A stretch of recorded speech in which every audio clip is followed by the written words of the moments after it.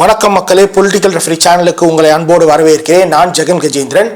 So இன்றைய நிகழ்ச்சியில் புதுசாக வந்திருக்க தாவேகா அரசை பற்றி தான் நம்ம பேச போகிறோம். அதாவது பார்த்தீங்கன்னா தாவேகா கவர்மெண்ட் 100 நாட்கள் கடந்துடுச்சு. ஸோ அவங்க எப்படி செயல்படுறாங்க அப்படிங்கிறத பற்றி ஒரு சின்ன ஒரு அலசல் தான். ஸோ பார்த்தீங்கன்னா இந்த தாவேகாவோட வெற்றி அப்படிங்கிறதே பார்த்தோன்னா ஒரு மிகப்பெரிய ஒரு வரலாற்று நிகழ்வு தான் அப்படின்னு நான் சொல்லணும். ஏன்னா 60 ஆண்டுகளாக திராவிட கட்சிகள் திமுக அதிமுக 1967 ஸோ தொடர்ந்து அவங்க ஒரு 60 ஆண்டுகளாக ஆட்சி செஞ்சுட்டு வந்தாங்க. ஸோ அப்படி இருக்கும் போது யாருமே பல பேர் முயற்சி பண்ணி பல கட்சிகள் பல தலைவர்கள் பல சினிமா துறையிலேருந்து வந்தவர்கள் யார் முயற்சி பண்ணோம். ஸோ இந்த திமுக அதிமுகன்ற அந்த ஒரு இது பார்த்தீங்கன்னா பிரிட்ஜை அதை உடைக்க முடியாத ஒரு சூழலாக ஒரு 3வது மாற்று கட்சியை யாராலையும் வர முடியாமல் தான் ஒரு சூழல் இருந்தது.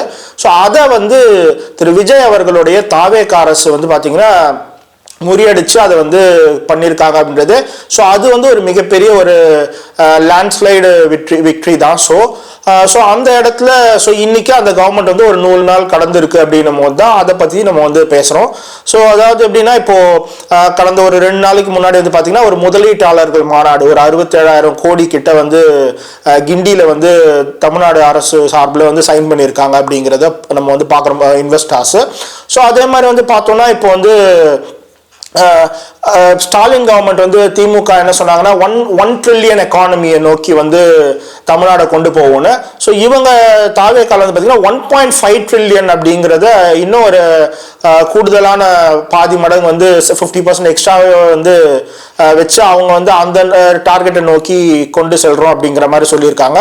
ஸோ வரவேற்கத்தக்க ஒரு விஷயம் தான். ஸோ நம்ம பார்த்தீங்கன்னா இப்போ இந்த தாவேகா கவர்மெண்ட்டை ஸோ இப்போ இருக்கு. ஸோ இது எப்படி இது மக்கள் இதுக்கு ஒரு கோஆப்ரேட் பண்ணணும் அப்படிங்கிற ஒத்துழைக்கணும் அப்படிங்கிற ஒரு விஷயம் பற்றி தான் முக்கியமாக இந்த வீடியோவில் நம்ம பார்க்கலாம் அப்படின்னு சொல்கிறேன். ஸோ அதாவது பார்த்தீங்கன்னா இன்னைக்கு 2026 ஒரு 10 வருஷங்களுக்கு முன்னாடி அதாவது 2016 பார்த்தோம்னா இப்போ நான் ஒரு எம்எஸ்எம்இல ஒரு ஸ்மால் பிஸ்னஸ் ஒன்று ஆரம்பிக்கலாம் அப்படின்னு சொல்லிட்டு நான் முயற்சி பண்ணேன். அதாவது பார்த்தீங்கன்னா சோலார் பிஸ்னஸ் ரூஃப் டாப்லாம் இன்ஸ்டால் பண்ணுறதுக்கான ஒரு தொழில் தொடங்கலான்னு சொல்லி முயற்சி பண்ணேன். ஸோ அன்னைக்கு எனக்கு தொழில் தொடங்குறதுக்கு நான் ஒரு குடும்பம் ரொம்ப ஒரு இக்கட்டான ஒரு சூழலில் தான் என்னோட அப்பாவும் இறந்த சமயம் அது. ஸோ அப்போ பார்த்தீங்கன்னா ஏதாவது ஒரு தொழில் மாதிரி பண்ணி நம்ம நம்ம வாழ்வாதாரத்தை பெருக்கிக்கலாம் அப்படின்னு சொல்லிட்டு நினைக்கும் போது ஸோ அந்த நேரத்தில் பார்த்தீங்கன்னா ஒரு எம்எஸ்எம்இ பண்ணோன்னா ஒரு இந்த மாதிரி பிஸ்னஸ்லாம் பண்ணோன்னா ஒரு டின் ரிஜிஸ்ட்ரேஷன்லாம் இப்போ ஜிஎஸ்டி மாதிரி அது ஒரு ரிஜிஸ்ட்ரேஷன்லாம் பண்ணணும். அப்போ தான் அதெல்லாம் ப்ராப்பராக சோலாருக்குலாம் சப்சிடிலாம் கிடைக்கும். இன்றைக்கி மானியங்கள் அரசுலாம் மானியம் கொடுக்குன்னா அதெல்லாம் ரிஜிஸ்டர் பண்ணி ப்ராப்பராக பண்ணணுன்ற மாதிரி சொன்னாங்க. ஸோ நான் அதுக்காக சோலாருக்கான பயிற்சிகள்லாம் பார்த்தீங்கன்னா போய் எடுத்துட்டு ஸோ அதுக்கப்புறமா அந்த சோலார் விஷயம் பண்ணலான்னு போகும்போது பார்த்தீங்கன்னா ஸோ அங்கே கவர்மெண்ட் ஆஃபீஸஸில் பார்த்தீங்கன்னா அந்த மாதிரி ஒரு டின் ரிஜிஸ்ட்ரேஷன்லாம் பண்ணுறதுக்கு அவ்வளோ ஒரு சாதாரண விஷயமாவே இல்லை. அதுக்கு பார்த்தீங்கன்னா லஞ்சம் கொடுக்கணும். ஸோ பணம் கொடுத்தாதான் கவர்மெண்ட் ஆஃபீஸில் வேலை நடக்கும், ஒரு தொழில் தொடங்கினாதான் அப்படிங்கிற அந்த ஒரு கமிஷன் பேசிஸ் கட்டிங் பேசிஸ் அந்த மாதிரி ஒரு சூழல் இருந்தது. ஸோ அதுவும் பார்த்தீங்கன்னா அந்த மாதிரியான ஒரு சூழலுக்குள்ளே தள்ளப்பட்டு ரொம்ப நொந்து போய் தான் நான் அந்த பிஸ்னஸே நான் விட்டேன். ஸோ அது பார்த்தீங்கன்னா இப்படி இந்த மாதிரியான ஒரு சூழலை நம்ம ஒரு 10 வருஷம் முன்னாடி பார்த்தோம். இன்னைக்கு பார்த்தீங்கன்னா இதே ஒருத்தர் ஒரு எம்எஸ்எம்இ ஸ்டார்ட் பண்ணணும், ஒரு சின்ன பிஸ்னஸ் பண்ணணும் அப்படின்னா ஸோ இன்னைக்கு அதுக்கு ஒரு ஆன்லைன்ல உத்தியோக ஆதார் உதய் அந்த மாதிரியான திட்டங்கள் மூலமா பார்த்தீங்கன்னா ஃப்ரீயாவே நம்மளே ஃபார்ம் ஃபில் பண்ணி ரிஜிஸ்டர் பண்ணிக்கலாம். ஸோ அந்த மாதிரியான விஷயங்கள் அதே மாதிரி பிஸ்னஸ் பண்ணணும்னு பார்த்தீங்கன்னா தொழில் தொடங்கினா 20 லட்சம் வரைக்கும் பார்த்தீங்கன்னா உங்களுக்கு எந்த டாக்ஸ் அந்த மாதிரியான ப்ராப்ளம்ஸ்லாம் அந்த மாதிரியான விஷயங்கள்லாம் இல்லாமல் ஃப்ரீயா பிஸ்னஸ் பண்ணலாம் மாதிரி பெரும் அளவில் முன்னேற்றங்கள்லாம் வந்திருக்கு.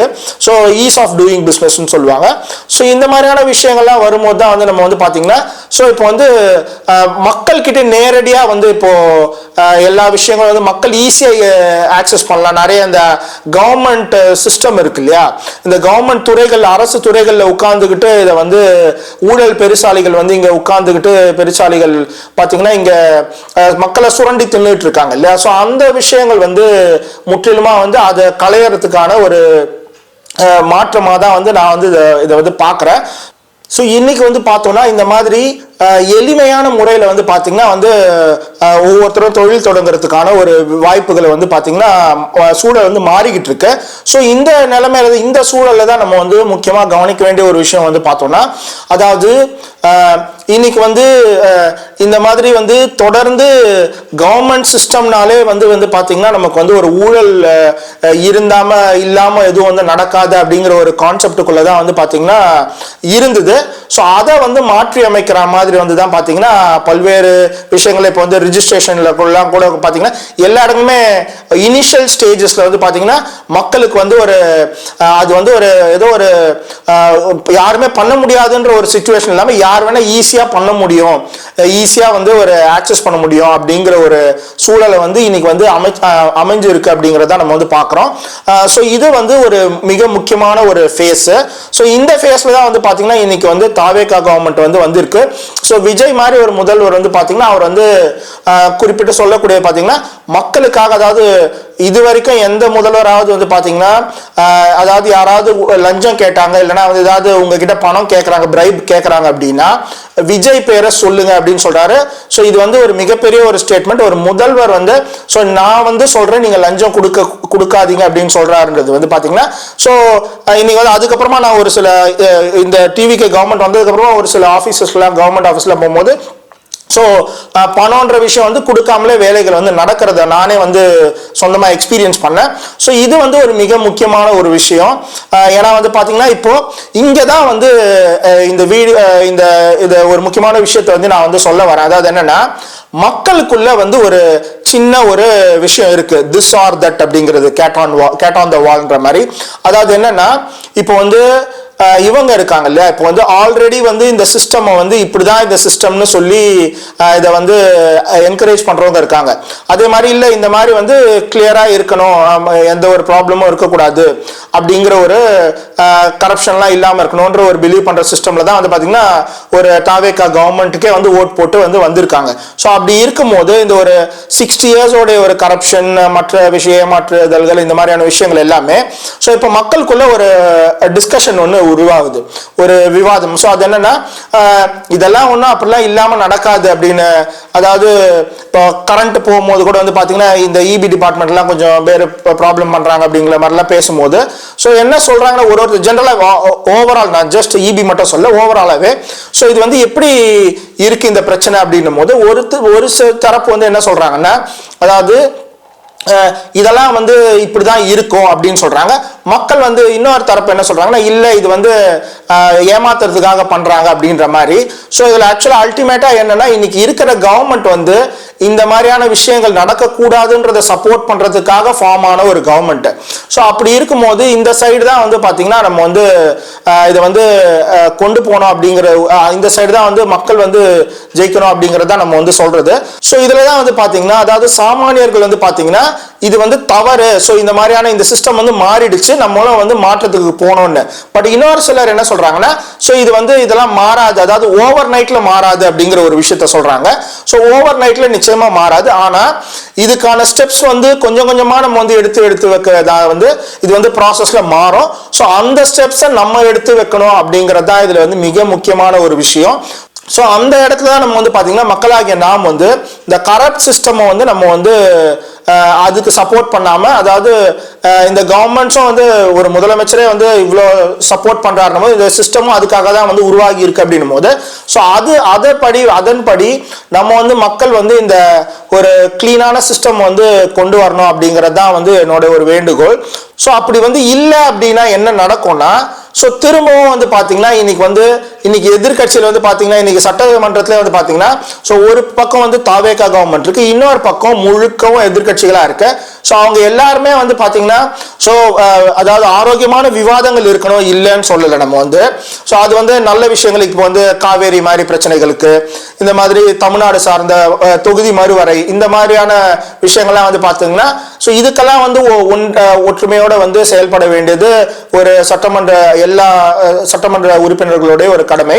அட் த சேம் டைம் வந்து பார்த்தோம்னா இந்த மாதிரி பழைய சிஸ்டம ஊழலை வந்து பார்த்தீங்கன்னா திரும்பவும் இதை வந்து கட்டவிழ்த்து விடணும்னு நினைக்கிறாங்க இல்லையா.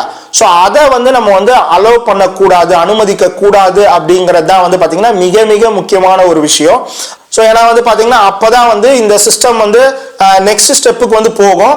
இல்லைனா வந்து தாவேகா கவர்மெண்ட் ஃபார்ம் ஆனதுக்கான அர்த்தமே இல்லாமல் வந்து போயிடும். ஸோ அதை தான் நம்ம வந்து சொல்ல வரோம்.